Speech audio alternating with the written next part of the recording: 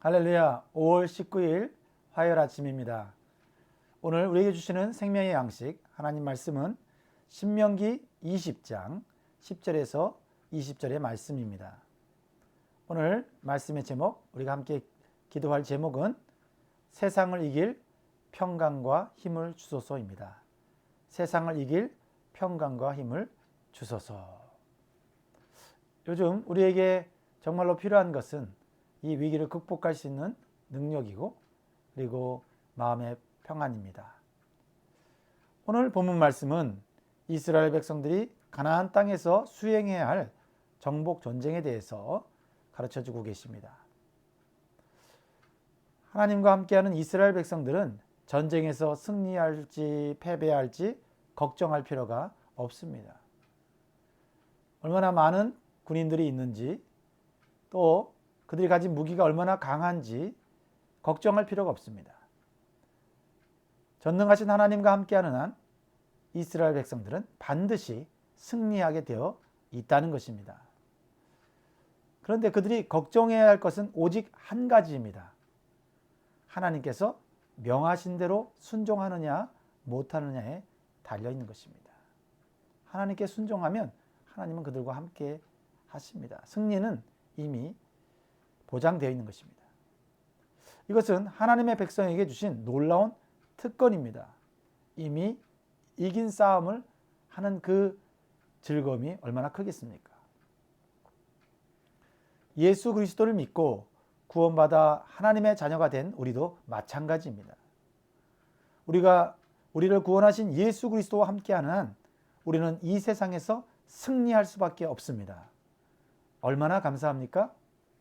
요한복음 16장 33절의 말씀을 보면 이것을 너희에게 이르는 것은 너희로 내 안에서 평안을 누리게 하려 함이라.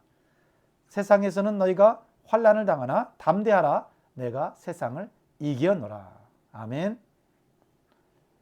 그래서 우리는 우리에게 닥친 환난이 얼마나 크고 힘드냐 걱정할 것이 아닙니다. 우리가 걱정해야 할 것은 오직 한 가지입니다. 승리하신 예수님으로부터 멀어지지 않도록 하는 겁니다. 예수님과 함께 동행하는 것입니다. 우리는 예수님과 함께하는 한 하나님의 평안을 사용할 수 있는, 누릴 수 있는 특권이 있습니다. 그래서 요즘 저는 마음이 좀 답답하고 힘들 때마다 이 하나님의 평안을 수시로 요청해서 즐겁게 사용하고 있습니다.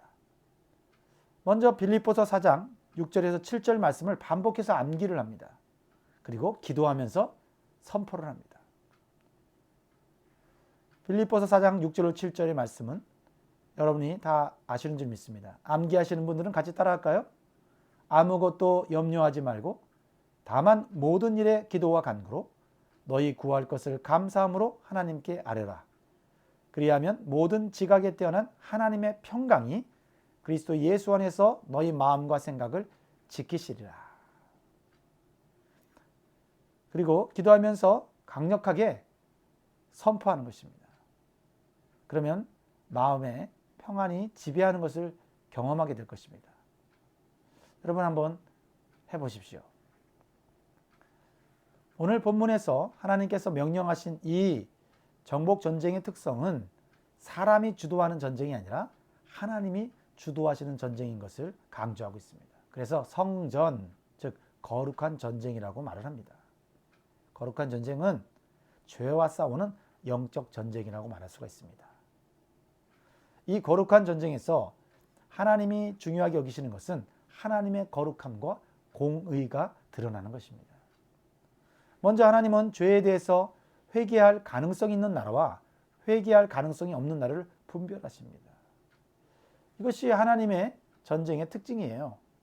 하나님은 한 나라를 볼 때 그 나라가 얼마나 부강하냐, 얼마나 안전하고 좋은 환경에 있느냐로 평가하지 않으십니다. 하나님은 죄가 얼마나 가득 찼는지를 보십니다.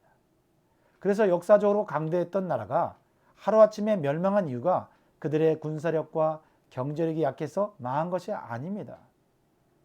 하나님 보시기에 죄가 가득 찼기 때문에 하나님께서 심판하셔서 멸망당한 것임을 우리는 깨달아야 합니다. 그래서 성경에 나오는 강대국이었던 아수르가 망했고 또한 더 강대한 제국이었던 바벨론이 망했습니다.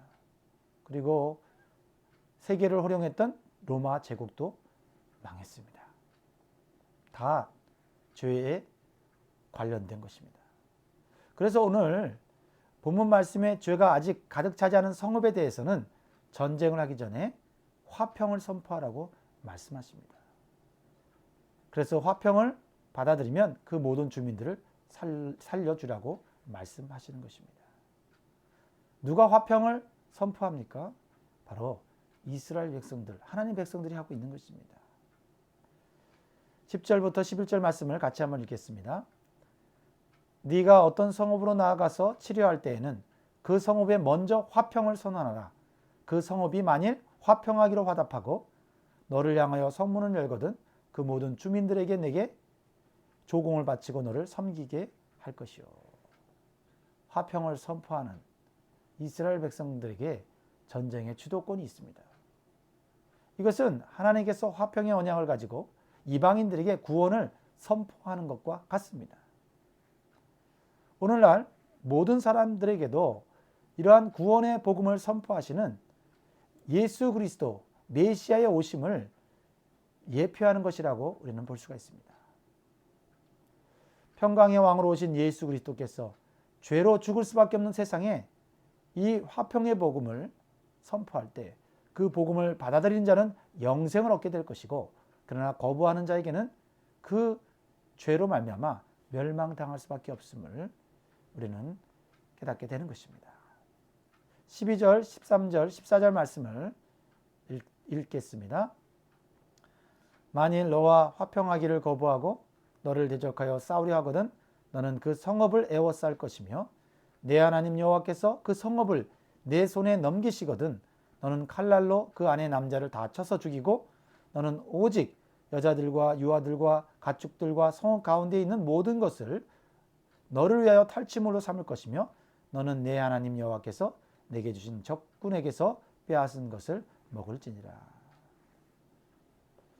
하나님은 구원의 기회를 주셨는데도 거부하면 멸망당할 수밖에 없다는 것을 보여주는 것입니다. 스스로 멸망의 길을 선택하는 것입니다. 그러므로 죄가 있음에도 불구하고 평안을 선포하며 죄를 회개할 기회가 주어졌다는 것은 하나님의 놀라운 은혜가 아닐 수 없는 것입니다. 오늘 이 말씀을 듣는 저와 사랑하는 성도 여러분, 감사하게도 우리는 평강의 왕이신 예수 그리스도를 통해서 구원의 기회를 얻었고 그 구원을 믿음으로 받아들이고 참된 평안을 누리고 사는 자들인 것입니다. 그러므로 오늘 하나님께 주신 이 놀라운 평화의 복음, 은혜의 복음을 우리가 감사하면 좋겠습니다. 그러나 16절에 보면 하나님께서 회개할 기회를 더 이상 주지 않는 민족들이 있는 것을 보게 됩니다. 어떤 민족들입니까? 16절, 17절을 보겠습니다.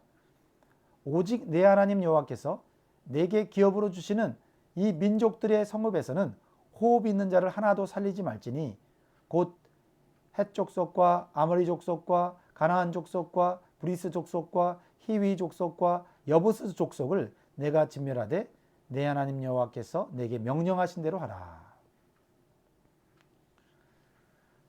이스라엘 백성들이 정복 전쟁을 할 때 호흡이 있는 자를 하나도 살리지 말고 진멸해야 될 가나안 족속들이 있었다는 것입니다. 오늘날의 관점에서 보면 너무나도 자비가 없는 전쟁처럼 보일 수 있습니다. 하지만 분명히 우리가 알아야 될 사실은 하나님은 우리가 보는 판단보다 훨씬 의롭고 정확하신 재판장이십니다. 그래서 가나안 땅에 있는 가나안 7 족속은 하나님이 심판할 수밖에 없이 그 죄가 관영했던 것입니다. 하나님을 대적하고 자녀들을 불태워 죽이는 제사를 드리고 각종 우상 숭배와 음란에 빠져서 돌이킬 수 없는 죄악 가운데 빠져 있는 자들입니다. 즉 회개가 불가능한 죄악 덩어리였다는 것입니다. 그래서 이 죄악 덩어리의 연민이나 아까움을 느껴서 그들을 살려두면 어떻게 될까요? 18절 말씀 하나님께서 경고하고 계십니다. 이는 그들이 그 신들에게 행하는 모든 가증한 일을 너희에게 가르쳐 본받게 하여 너희가 너희 하나님 여호와께 범죄할까 함이니라. 이 죄악 덩어리인 가나안 족속들에게 연민을 느끼거나 또한 그들이 가지고 있는 재물들을 아까워해서 남긴다고 한다면 그 죄의 오염에 감염되어서 심각한 결과를 초래한다라는 것입니다. 그리고 하나님을 떠나고 배신하게 될 것이라고 하나님은 말씀하고 있는 것입니다. 그렇다면 우리는 이 말씀을 온전히 이해할 수 있습니다. 하나님께서 죽이라고 하는 죄, 죽이라고 하는 정욕, 죽이라고 하는 욕심 다 죽여야 하는 것입니다. 이것은 이 세상의 마귀와 영적 전쟁 속에 있는 우리들의 삶을 여실히 보여주고 있는 것입니다. 우리도 죄와 영적 전쟁 가운데 있습니다. 그래서 죄로 유혹하는 마귀와는 절대 타협하거나 인정을 베풀어서는 안 되는 것입니다. 그렇지 않으면 도리어 우리가 잡혀먹게 되어 있다는 것입니다. 그러므로 죄를 짓게 하는 마귀의 유혹은 대적해야 합니다.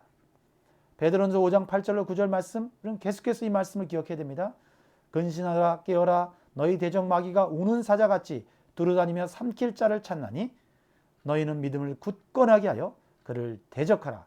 이는 세상에 있는 너희 형제들도 동일한 고난을 당하는 줄을 압니다. 에베소서 6장 12절에서 13절에도 말씀하고 있습니다. 우리의 씨름은 혈과 육을 상대하는 것이 아니요 통치자들과 권세들과 이 어둠의 세상 주관자들과 하늘에 있는 악한 영들을 상대함이라. 그러므로 하나님의 전신갑주를 취하라. 이는 악한 날에 너희가 능히 대적하고 모든 일을 행한 후에 서기 위함이라. 사랑하는 성도 여러분, 오늘 우리가 살고 있는 이 땅은 얼마나 죄가 가득할까요? 여러분 느끼시고 계실 겁니다. 또한 우리의 삶에는 얼마나 죄가 가득한가요? 오늘 살펴보면서 아직 회개할 기회가 있다는 것을 감사하시고 더 회개할 수 있는 기회로 삼기를 원합니다. 우리는 이 세상과 마귀를 이길 수 있는 힘과 능력을 예수님을 통해서 이미 받았습니다. 그래서 하나님 외에는 두려워하지 말아야 합니다. 그리고 반드시 기억해야 할 것이 있습니다. 이 힘과 능력은 하나님과 함께 할 때만이 효과적으로 사용할 수 있다는 것입니다. 그리고 오늘 말씀과 같이 우리는 먼저 세상의 사람들에게 평강의 복음을 선포해야 합니다. 하지만 그 복음을 대적하거나 죄와 타협하라고 하는 자들이 있을 수 있습니다. 이때 우리는 절대 무릎 꿇어서는 안 됩니다.